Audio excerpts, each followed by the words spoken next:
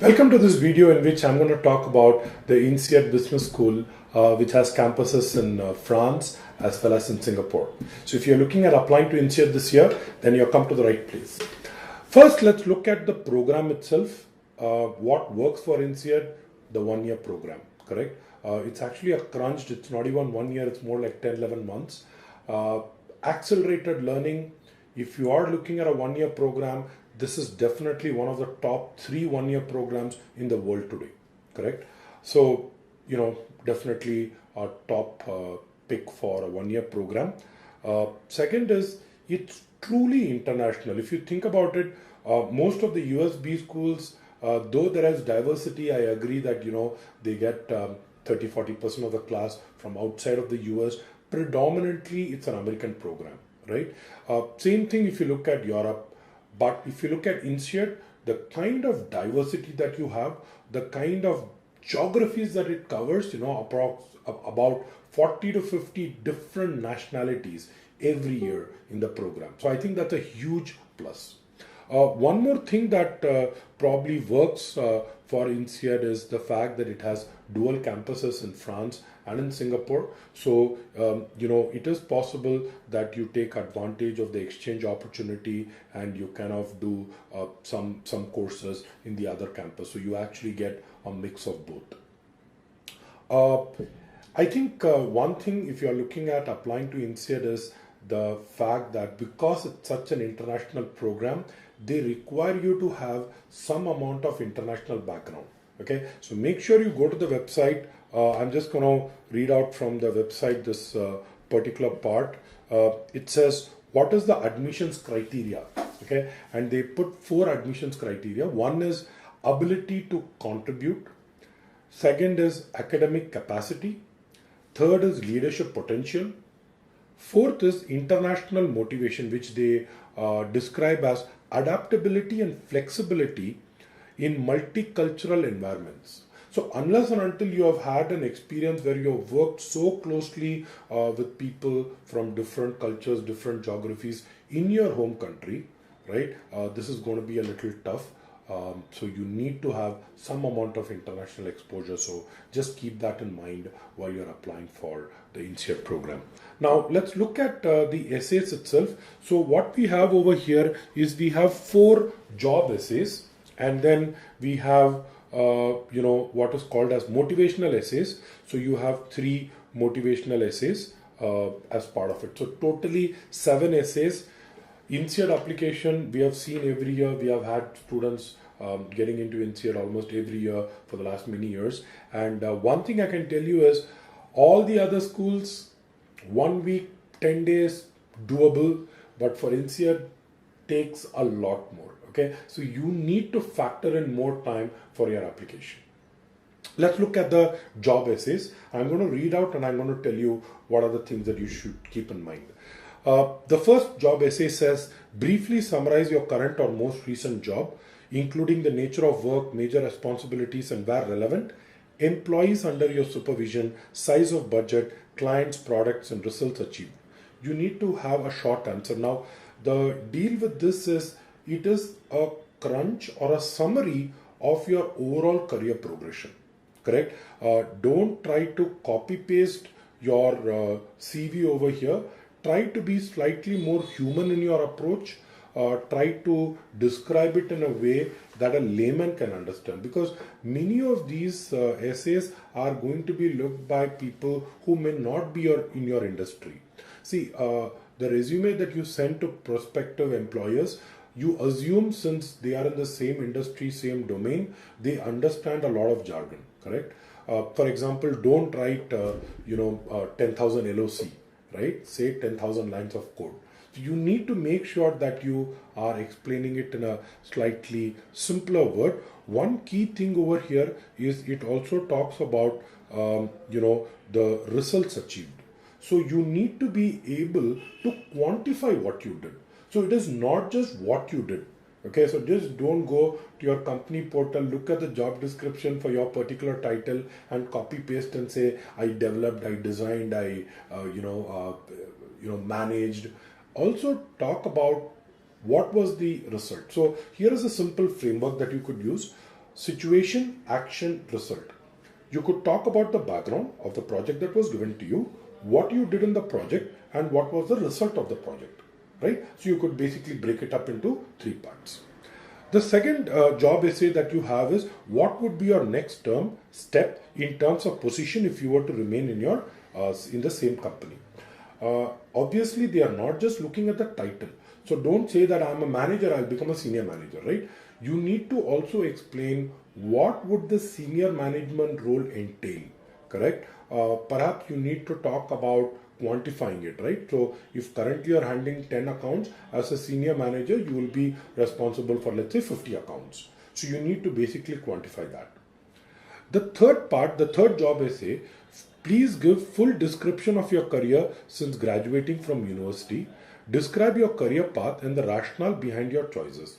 Again, don't try to keep it in the resume format, right? So when you graduated, what were the options that you had? Why did you pick your first employer? Was there a reason for you to do that? Post that, why did you pick the second employer?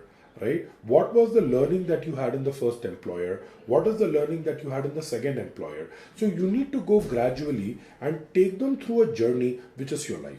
Correct? Again, try to be brief. Don't try to elaborate too much. Don't try to dramatize it. In fact, this is not an essay where you should bring quotes and emotions and all that into play. Keep it dry, okay, to some extent. So that's what the third job essay is going to be. One key thing over here is describe your career path and the rationale behind your choices. So you are not just telling them what you did, but you are also telling them why you did what you did. Right? Fourth one, discuss your short and long-term career aspirations with or without an MBA with INSEAD. So here the deal is we are not looking at why you want to do an MBA or things. Tell them what is it that you want to do eventually in life. If you have not been applying, still this is what I want to do. I want to be a product manager. Correct? As a product manager, I feel, I'm going to be responsible for the life cycle of a product. I feel I'll be able to impact and influence the way users deal with a particular problem space. Correct? That is what they want to hear.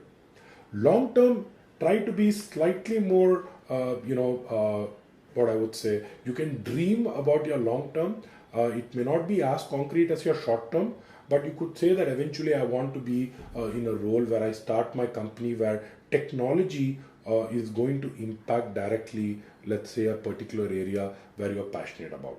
Correct? You can have slight leeway in being not very specific, but don't try to pick a bizarre thing. So one mistake that people do is they are good with a short-term goal, but when it comes to the long-term goal, they say, I want to be an entrepreneur, right?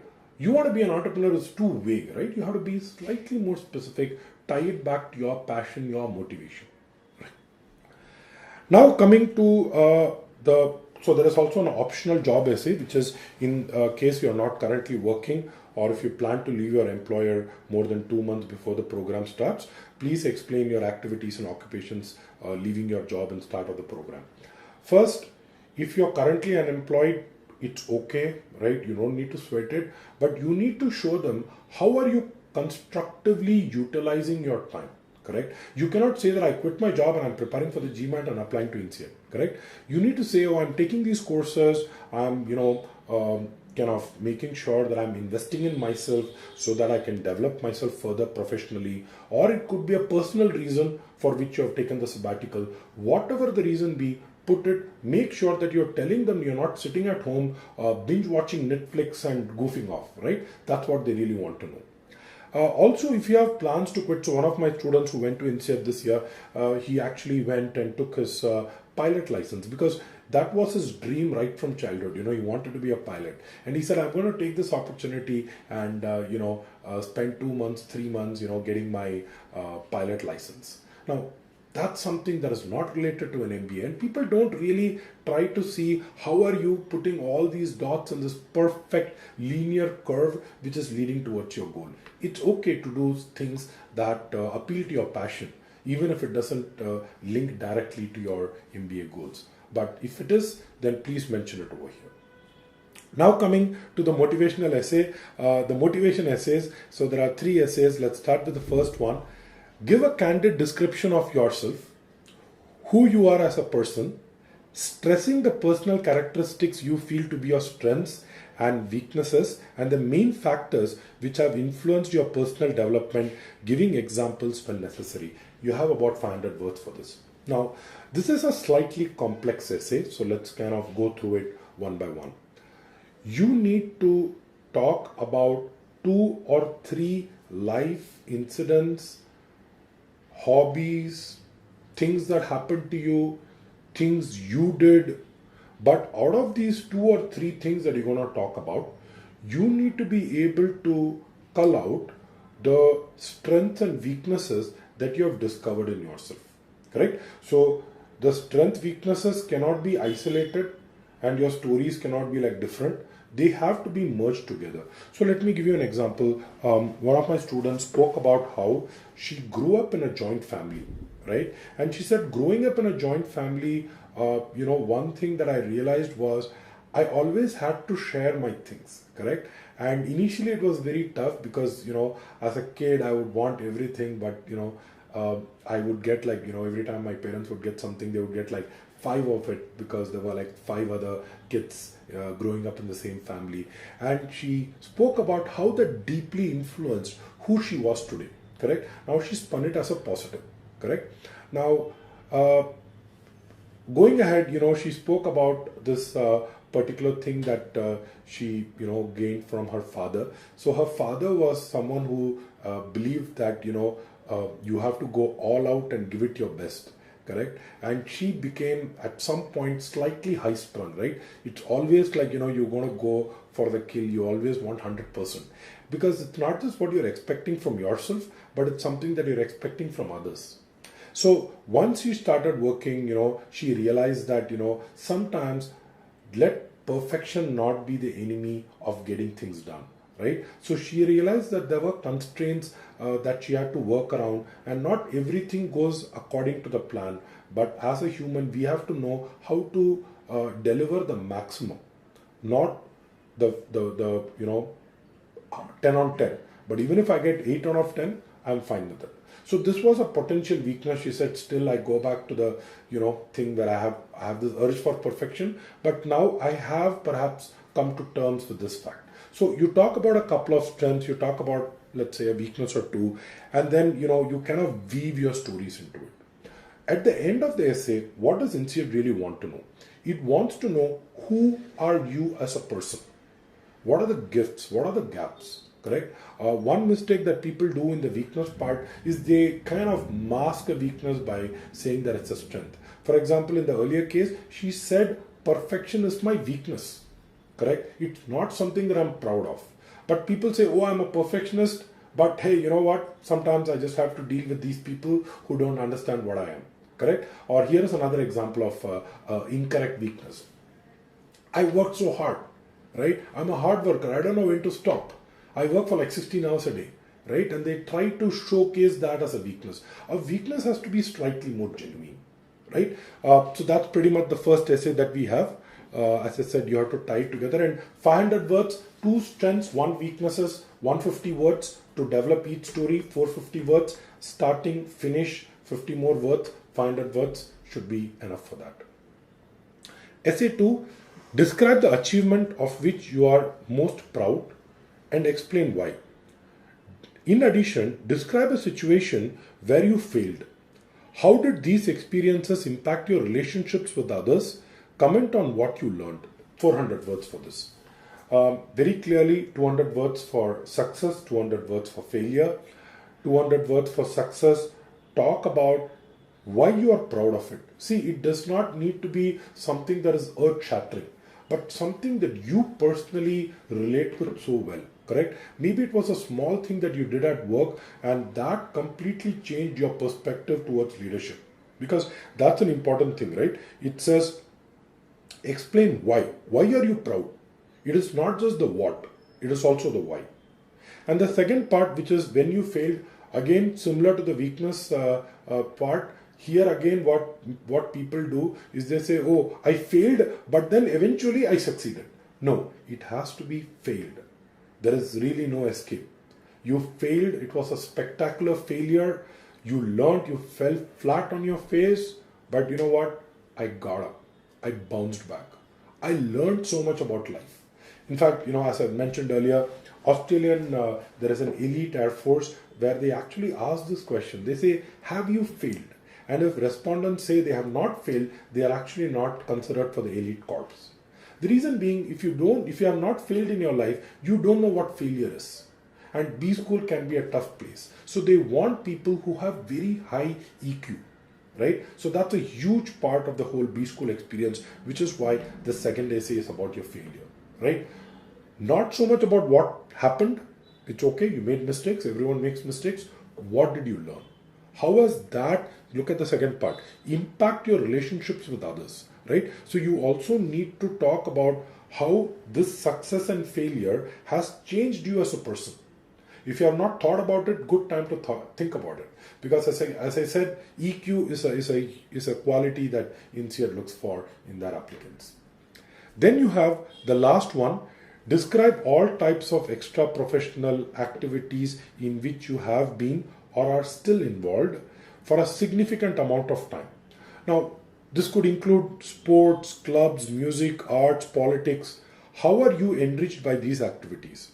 Now, one of the things, and this is 300 words, one of the things that INSEAD or any B school looks for is leadership qualities. Now, what do you mean by leadership?